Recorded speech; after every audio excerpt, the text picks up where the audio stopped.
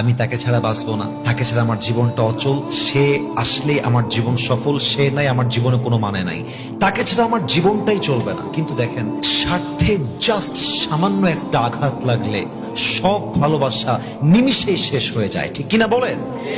একমাত্র আল্লাহ তাআলাই আছে এমন, যেই আল্লাহ তাআলা বান্দাকে কোনো স্বার্থ ছাড়া স্মরণ করে। আপনি কাউকে ভুলে যাবেন, সে আপনাকে ভুলে যাবে। আপনি কাউকে স্মরণ করবেন, সে আপনাকে স্মরণ করবে। আপনি কাউকে ভালোবাসবেন, সে আপনাকে ভালোবাসবে। আপনি কাউকে স্বার্থের জন্য স্মরণ করবেন, সেও আপনাকে স্বার্থের জন্য স্মরণ করবেন। কিন্তু একমাত্র আল্লাহ তাআলাই আছেন এমন, যিনি বান্দাকে নিঃস্বার্থ ভালোবাসেন, কোনো স্বার্থ ছাড়া ভালোবাসেন। এজন্য আমার মনে হয় দুনিয়ার সমস্ত মানুষের ভালোবাসার মাঝে স্বার্থ আছে, ভেজাল আছে, চিন্তার ব্যাপার আছে, কিন্তু আমার আল্লাহর ভালোবাসা একদম নিঃস্বার্থ ভালোবাসা।